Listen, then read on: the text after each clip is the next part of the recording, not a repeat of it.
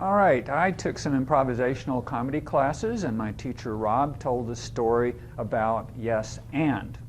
In improv, if you're stuck in a scene, you say yes and. The yes is accepting what the other person has said. The and is telling your mind, add some information. Doesn't have to be much. And one of his students sold space in hotels, meeting room space, and she thought the yes and thing, nothing to it. Then one day she's doing a sales presentation. The folks said, well, we looked at the hotel down the road. They're about 15% less expensive than you. What's she going to do?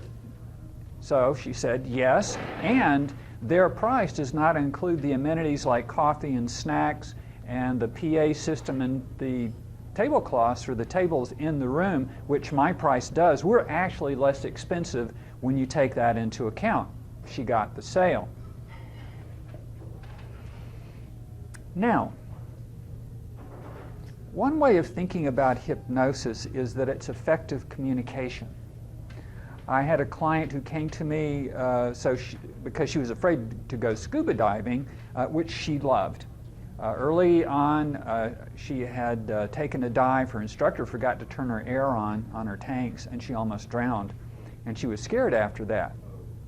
I have a nice testimonial letter from her about how she's been scuba diving as a result of our hypnosis sessions.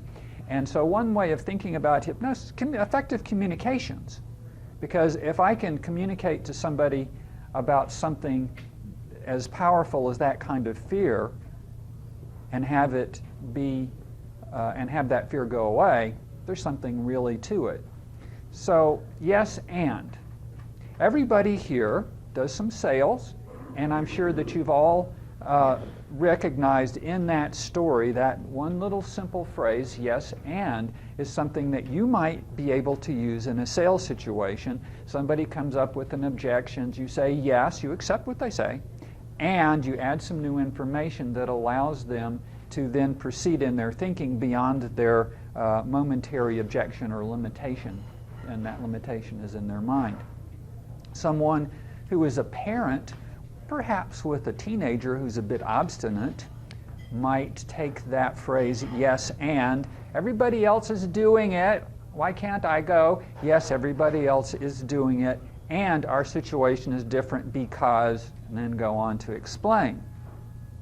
Someone who's in a medical situation, maybe working with the elderly, runs across objections, and they'll say, yes, it's true that this is something that you've really been wanting, and for your health and well-being, you need to be taking into account certain other considerations. Let me help you with that.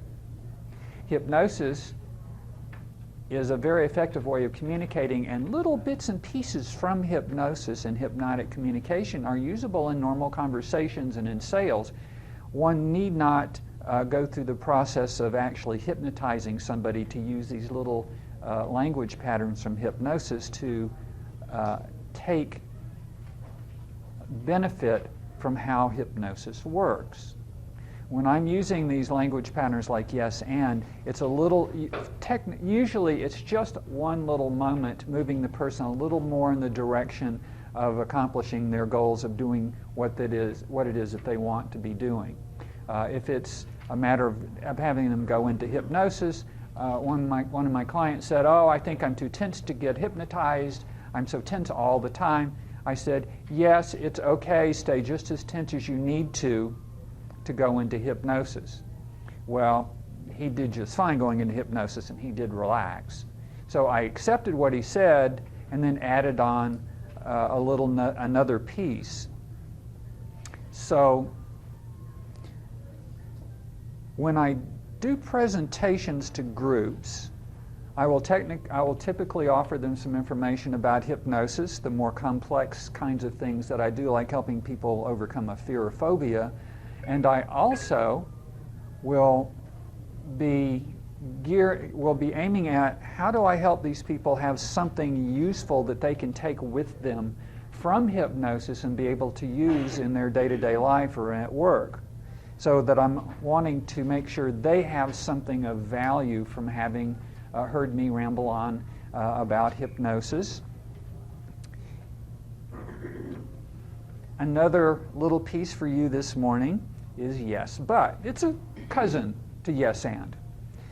We have people who will agree with what we say, and then the next word out of their mouth will be but, which negates everything that came before that, and then they'll state their concern or objection. And one of the things we can do with that is just notice that they're using that as a pattern. It's typically a habit they'll have, yes, but, yes, but. And what we can do is repeat back their objection, but using their pattern, but focusing them on the part of the sentence that's preceded the but when they said it. So I really want to be able to use Paige's services. I needed design help, but I don't think I can afford it. You really don't think you can afford it, but you really need some help with design services for your new home. And Paige is someone who will work with you in terms of making sure it's affordable. A great referral for me this morning would be your friend who is scheduling speakers for their civic association, maybe for their professional association. I'm not only interested in entertaining, you can tell that or not from what I just said.